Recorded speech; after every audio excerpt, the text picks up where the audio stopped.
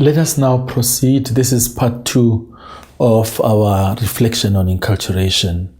And this time I would like to talk a little bit more about the process of inculturation. Step number 1, know the culture of the people you are ministering to. The process of inculturation begins with an effort by all the agents of evangelization, be they locals or missionaries, trying to get to know the cultures of the people they are ministering to. This can be theoretical knowledge. It is important to do that, but must include a desire to gain experiential knowledge of that particular culture. The evangelizer must have a desire to experience local culture, becoming empty of prejudices, and keep reflecting and analyzing the experience of the local people. Your presence and observation or participation can help the people also to be more conscious of themselves, their habits, their riches, their vision, their values and beliefs. Have a fascination and a passion for other cultures. It is important to take into consideration the 3 levels of inculturation as one embarks on this process. As you enter this process, it is important to do the following. And these are my suggestions. Know yourself, your beliefs, and your mission. But as you move into this territory, empty yourself. Go through what we called earlier on a personal kenosis experience. Take off your shoes. Be humble. Be open and receptive as you go to encounter people. Give up ingrained prejudices, revise preconceived ideas, and allow your understanding of your own faith to be purified as well. Go to the people. If you are serious about this, live with them and identify with them. Listen to them and learn from them. Love them and accept them unconditionally. Appreciate their and appreciate and value their cultural experiences. Serve them. Share what you have. Share your life. Share your faith experiences, because those are valuable as well. Synthesize your experience with theirs. Write down or record your experiences in your notebook, in your journal, or even videotape some of those experiences. Encourage them to respond to the liberating message of salvation in their own way. They must not mimic. Discourage mimicking. Let them be original in their response. Let them be innovative. Let them be creative. Let them be relevant. This is what inculturation is asking of us. Then implement what you have discovered with them. In that process, teach by example. That will be then my first approach. Know the culture. And the steps that I have given will lead us now to the second part of this process. Be critical. Have a critical approach to culture. Ask questions and find out why people hold on to certain beliefs and practices. Remember, certain beliefs and practices might be incompatible with the Christian message. Some could be dehumanizing and denigrating. Have a critical approach, because some of these practices might involve occultism, and we have dealt with that in the other video where we were dealing with healing, and we were bringing out the weaknesses of, for example, African traditional healing. Be intelligent and make a sincere effort to understand what you hear and experience. Try to evaluate the truth. Challenge your own understanding too. Be critical of the form of Christianity we have received in Africa, which is closely linked to Western culture.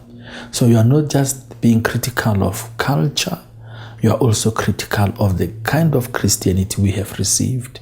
Be critical of the Western paradigm which has formed and informed the kind of Christianity we have embraced. The Western paradigm, which neglected and marginalized the African paradigm. The process of inculturation entails free discourse, deconstruction and reconstruction of new contextual theologies, critical questioning and creative interaction. We must continue with a critique of our theology in present-day Africa. We must acknowledge the fact that we have embraced a Christianity wrapped in Western clothes. During the early days of evangelization, Western theology, Euro-American customs, languages, and traditions were imposed on the indigenous. Missionaries came here and did a lot of good. That is why we are here. It's because of their own work, their labor, their sacrifices. But we must acknowledge some of the mistakes they committed. Granted, they came with limitations imposed on them by their own native cultural worldviews. Some of them came with the attitude of teachers, forgetting that they had to humble themselves first and learn from the people. They forgot to look out for the footprints of the same Jesus who was already present, though implicitly, Jesus was present in Africa before their arrival. It is part of our sad history that they literally stripped our people naked and made them feel ashamed of themselves and of their culture. Local symbols were thrown away. They were replaced with foreign symbols. Euro-American forms and practices were confused with the good news of Jesus Christ. It is no secret that some of our missionaries did not accept African religions and did not respect African cultural institutions. According to them, Westernization was a prelude to evangelization. We must be critical to be able to distinguish between missionary Christianity and authentic Christianity. You will find that missionary Christianity in some way is a rejection of African historicity. It is a Christianity of imposition. And we must be critical of this type of Christianity and lead the way to the transformation and inculturation of Christianity. Now, the last step that I want to suggest, know your faith. Inculturation implies dialogue between Christian faith and local culture. As agents of evangelization and inculturation, we need to enter the process of inculturation with our own religious convictions. I want to give you my own personal convictions. My own personal religious convictions rest in God who revealed himself in Jesus Christ. It is a faith in Jesus who is the fullness of truth and grace. This dialogue will be a fruitful process if people enter it with convictions and personal commitments, while at the same time coming with openness to understand others. Dialogue is an opportunity, a great opportunity, to see what the Spirit of God has already done or has been doing in other peoples and in their cultures. This is not abandonment of principles. It is not adulteration of the gospel message. It is not watering down the radical message of salvation. It is entering a process where one is giving, but one is also willing to receive. It is opening oneself to be challenged to live the deposit of faith fully. Inculturation is a movement towards deep evangelization, and that is very strong in Ecclesia in Africa. This is the understanding of Pope St. John Paul, that inculturation is not an end in itself. It is not, if we idolize inculturation, then we are losing it. Inculturation is a movement towards deep evangelization. It is meant to help people to receive Jesus Christ and his message as fully as possible, so that they are moved to live in union with God, both as his children and also as men and women who truly belong to their own people, to their own culture. Inculturation, through which the faith penetrates the lives of individuals and their primary communities, is also a path to holiness. This is powerful. So enculturation is not just an empty exercise, it's a path to holiness. Just as the incarnation of Christ assumed human nature in everything but sin, analogously, through enculturation, the Christian message assimilates the values of the society to which it is proclaimed, rejecting whatever is marked by sin. To the extent that an ecclesial community can integrate the positive values of a specific culture, enculturation becomes an instrument by which the community opens itself to the riches of Christian holiness. And enculturation, wisely carried out, purifies and elevates the cultures of the various peoples, according to Ecclesia in Africa, number 87. Having received the Christian faith, they can express that same faith in a new and original way. Jesus embraces human nature. Jesus belongs to every culture. Enculturation is a gift of the Holy Spirit who makes us one, and this is unity in diversity. I would like to comment and maybe suggest areas of enculturation, areas which need enculturation, especially in our own context, in the Southern African context. Ecclesia in Africa requested Episcopal conferences and Catholic institutes to set study commissions, especially for matters concerning marriage, the veneration of ancestors, and the spirit world, in order to examine in depth all the cultural aspects of problems from the theological, sacramental, liturgical, and canonical points of view. Ecclesia in Africa, number 64.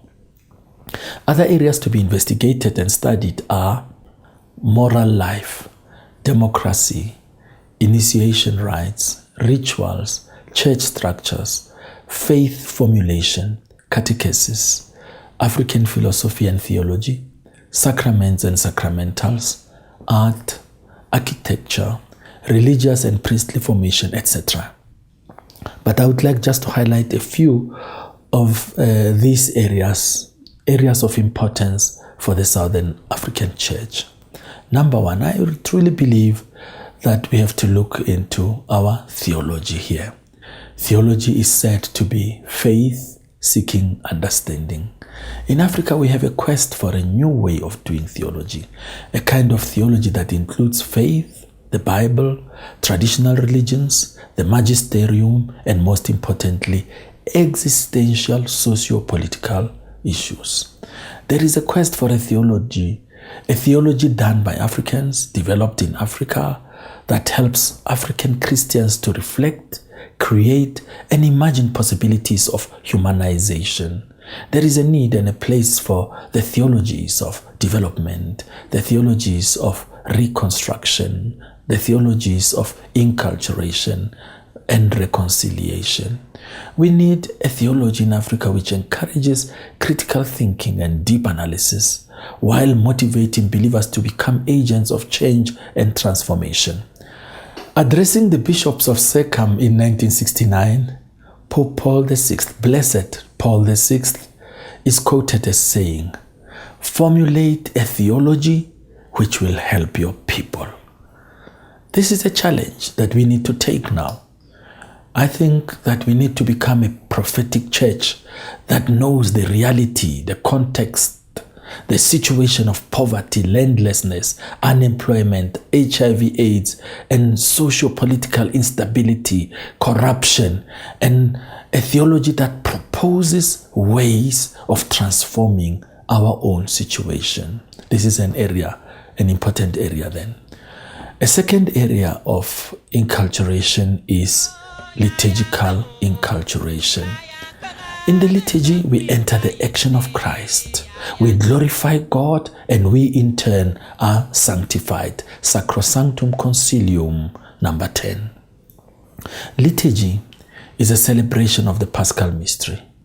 Through the liturgy, the mystery of salvation is remembered, but not just remembered. It is also actualized. Liturgy is worship with a rite. a celebration of a community in and through the church. Liturgy has the ability to absorb local cultural expressions. Inculturation is an attempt, as we said earlier, to bring the Roman liturgy, the Roman rite, closer to the cultural experiences of African believers. Some of the Roman rite or Roman liturgy, which are good, are sobriety, directness, brevity, simplicity, and practical sense.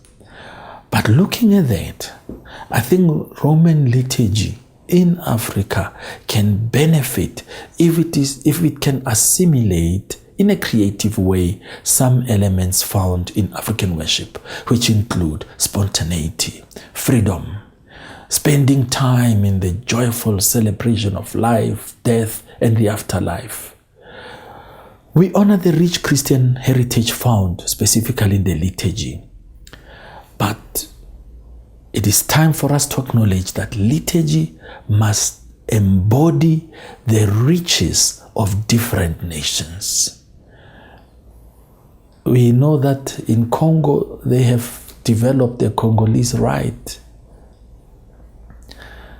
Is it not time for us in Southern Africa to develop Southern African liturgical rites, birth rites, baptism, marriages, funerals, looking at ordinations, religious professions, blessing of churches and houses, etc.?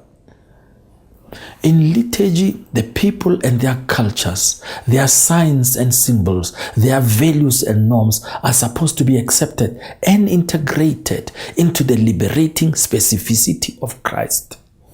Remembering that prophets made use of signs and symbols to give direction, to convey meaning, and stimulate imagination and thought.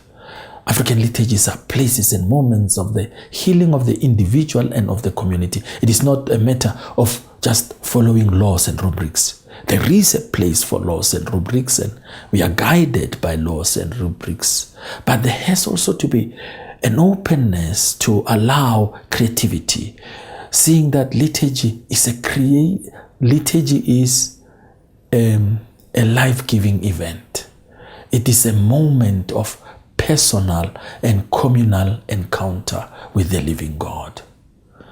With the help and guidance of Bishop Bucha, Bishop Emeritus of Bethlehem, we had our own committee and we came up with some suggestions of a process that can be followed for experimenting in inculturation.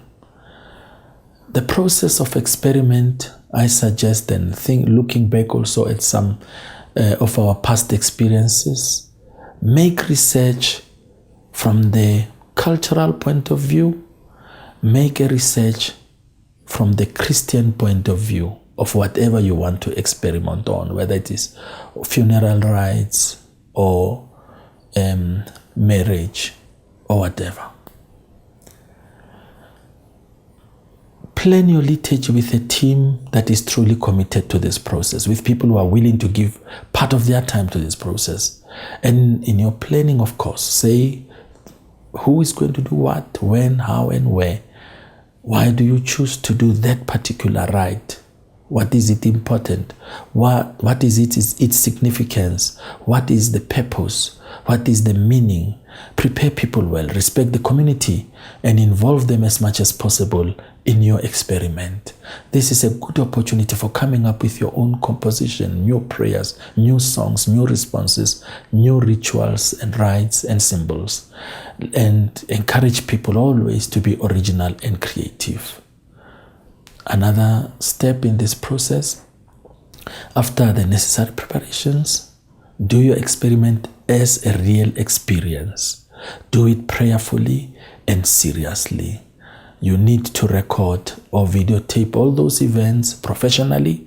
Keep the records of your meetings. Explain things well. Explain what you are doing or what you are trying to do. Explain the rites and the symbols you are trying out. After all that, having done the experience, having recorded everything, do your evaluation. Then invite other observers to assist you with your evaluations. Invite us experts from the anthropological world, from the theological world. Invite biblical scholars, invite liturgists, invite canon lawyers to assist you in evaluating. Their input will assist you to bring out the best from that culture and marry it to the Christian faith. Let the people affirm what is good and be positive. Encourage people to be critical and to expose contradictions and exaggerations, and let them highlight weaknesses. In all that, make the diocesan bishop aware of all that you are trying to do. Inform him of the process and what you have learned.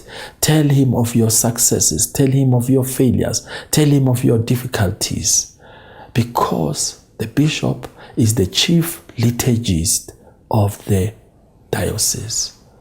Once the bishop is fully aware of the process, let the liturgy department of the Bishops' Conference also be informed of your experiments. Send them some of your records and videotapes. Plan the next event and learn from the previous experience. That is it. That is what I wanted to share with you as far as liturgical inculturation is concerned. Now, in the area of music, I think we also have some work to do. Music is a humanly organized sound. It is interactive. We organize music, but we also find that music organizes us. Music is melody and rhythm. It is part of our souls. It is part of our inner being. It is part of the fabric of life in Africa. The inculturation process takes into consideration the organization and production of liturgical music worthy of divine worship. We are calling for the use of local instruments, local tunes, local melodies and rhythm. Remember, Africans have their own traditional prayer forms, practices, gestures, styles, imagery, ways of singing and dancing that can enhance the liturgy. Christianity is to be understood, lived, expressed, and celebrated by Africans in their own local way of being human, their own way of being religious. In Africa, for example, dance and drums are used to express more than just entertainment. Accompanied by song, they become a manifestation of the feeling of the individual or group, thus communicating their interior sentiments, expectations, and aspirations. Singing is always a vehicle conveying a certain sentiments of truth. When songs are connected with ritual, they convey the hope and faith of worshippers concerning their present and with regard to the future. A challenge for our composers is to come up with songs and melodies which show clearly the beauty and richness of African culture.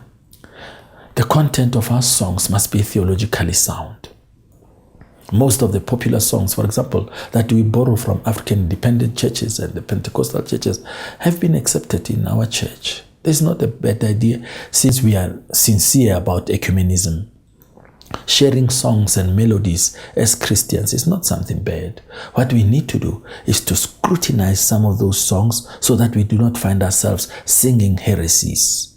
Remember that some of the prosperity churches in our country do not acknowledge fully that Christ was fully human.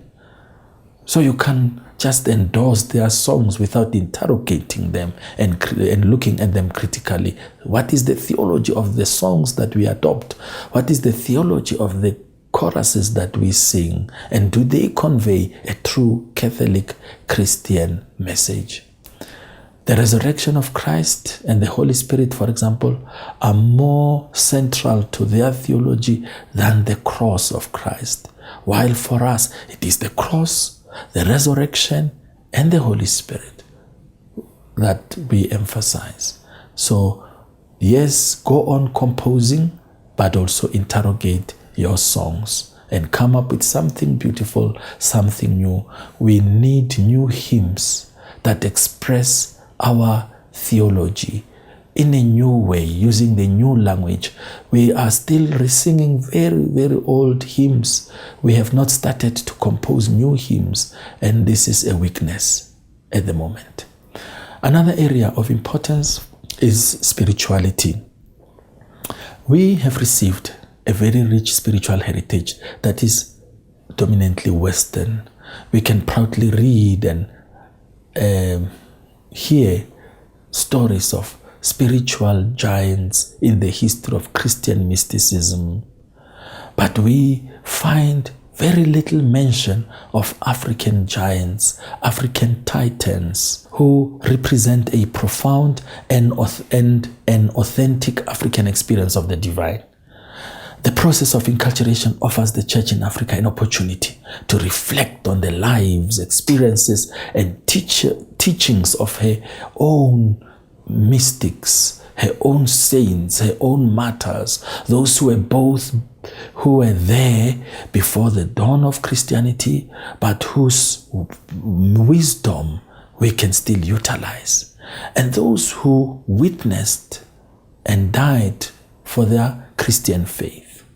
These indigenous people must be acknowledged and affirmed, and their experiences must be recorded and promoted.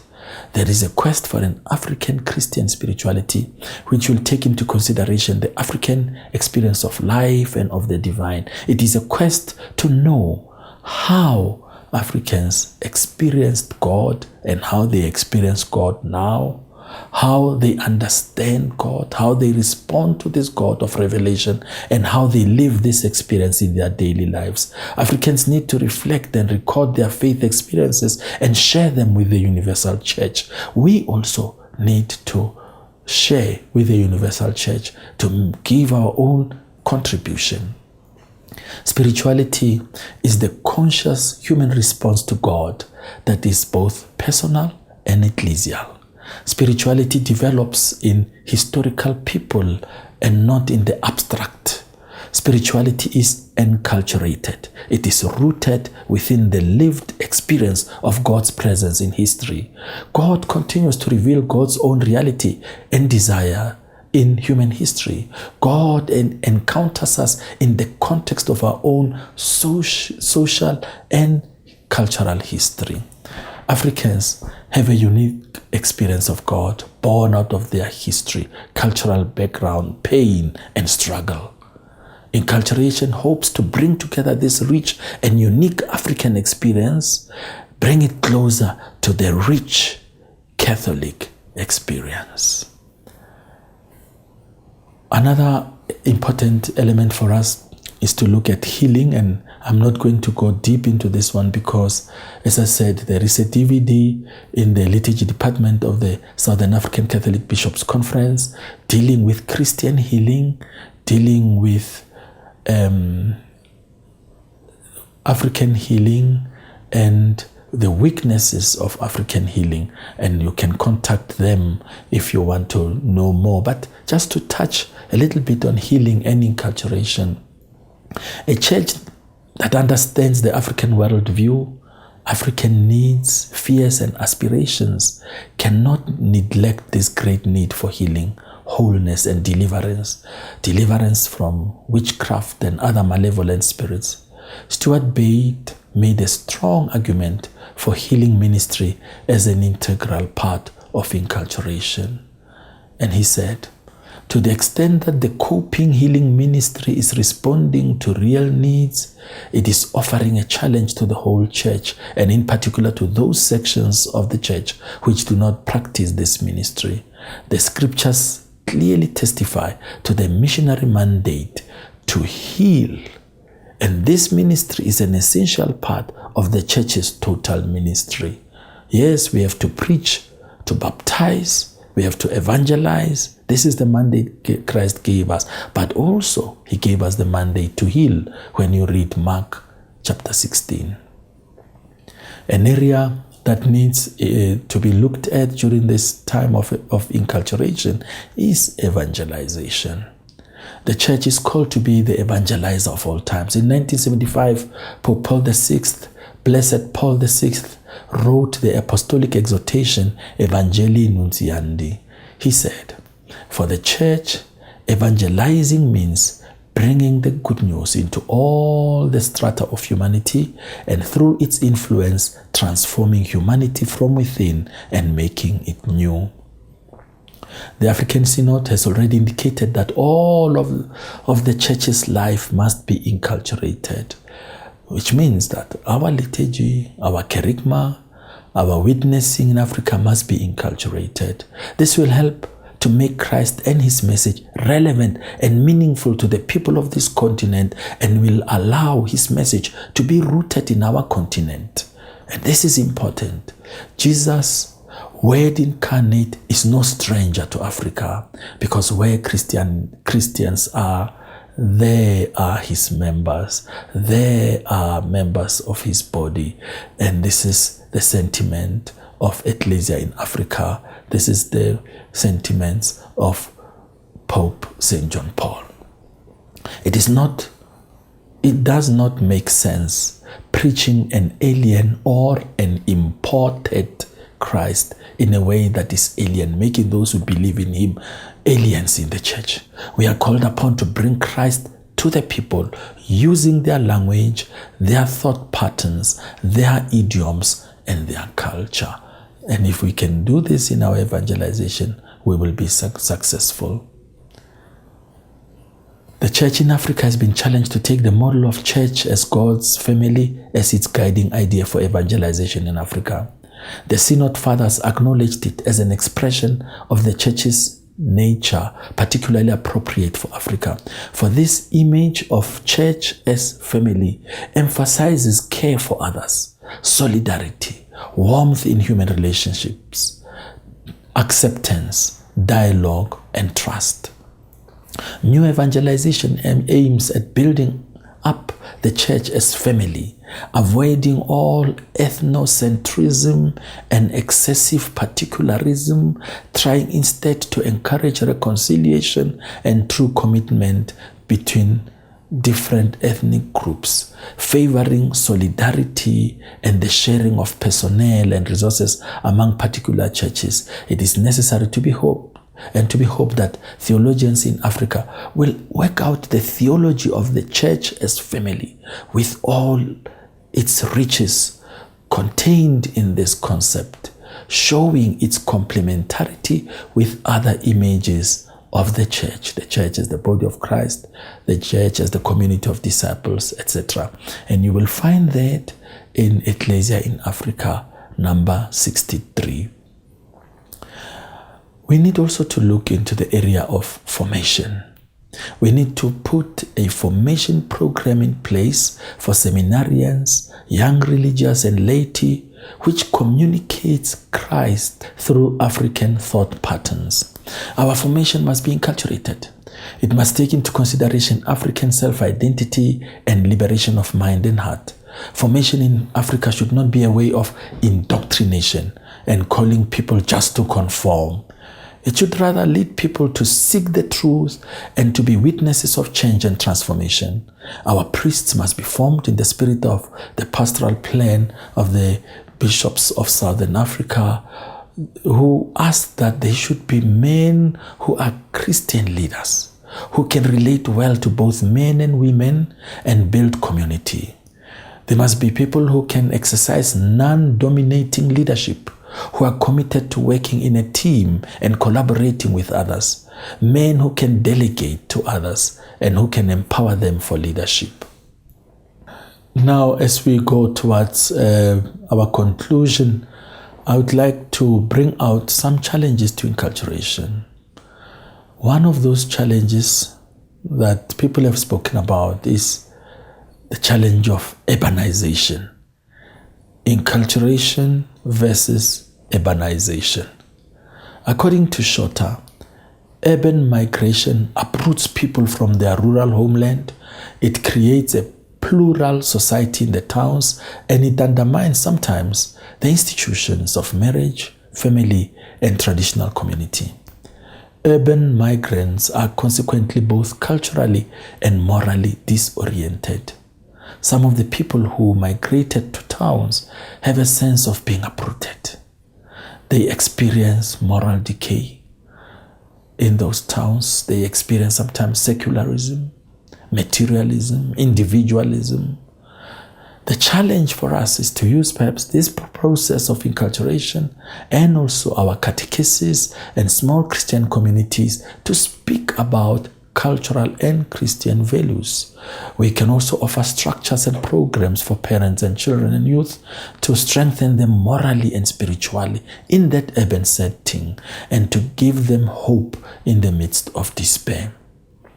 Cultural diversity, as seen in cities, towns, and townships, is not meant to divide us, but it can bring about the beauty and richness of different cultures which have identified a common ground and common values.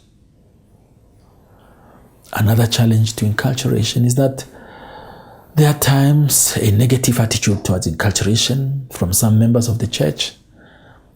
There is fear of change and of making mistakes.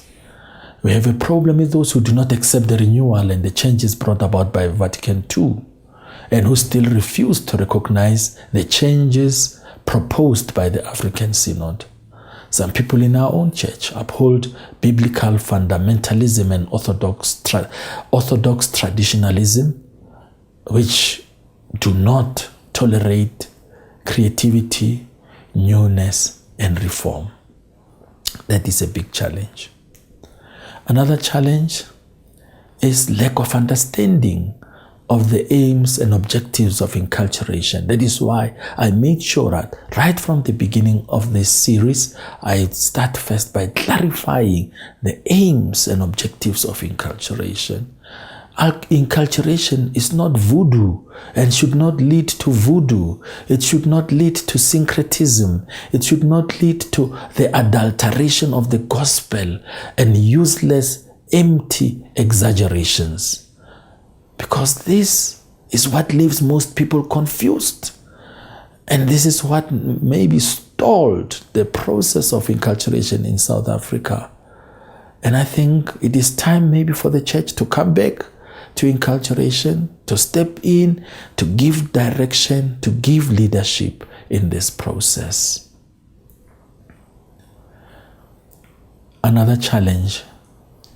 We found in the past that people are not willing to give time to this process. Once you say you want to do inculturation, there is time, or you need time to study. You need time to research, both from the cultural point of view and from the magisterium and the theological point of view. You need to reflect, you need to experiment, you need to discern, you need to evaluate. And unless you are ready for this, then don't start. Start only when you are ready. You cannot say, for example, we would like to bring new symbols for the Eucharist. Instead of bread, we will use this. Instead of wine, we will use this. Because you must firstly understand, why is it that we use bread? Why is it that we use wine today? And then why is it that you want to replace them? You can't just replace them without giving the church reasons. And you must also know, once you give your own reasons, you have to submit them to church authority. And it is only church authority which will accept if those changes should take place or not. We cannot do things on our own. We must give time to this process for that reason. I also feel that there is at times too much emphasis on externals and not enough input on the interior. We need to look at both the externals and the interior, as we said earlier on. There is a feeling among church members that inculturation is only concerned with African culture and that it excludes all other cultures. And I don't think this is the case. I think during the process of inculturation, especially in a multicultural setting, we need to encourage everyone to to discover and rediscover their own cultural values and to share them with others for mutual enrichment. No one should be excluded. Coloreds, Indians, whites, all other cultural groups have a contribution to make from their own point of view. Yes, I must admit, there is emphasis on African culture because the church is in Africa. And we are acknowledging through inculturation that other cultures, Western culture, has already been inculturated. But African culture is neglected. It is the most neglected culture in the church, in the church's worldview today.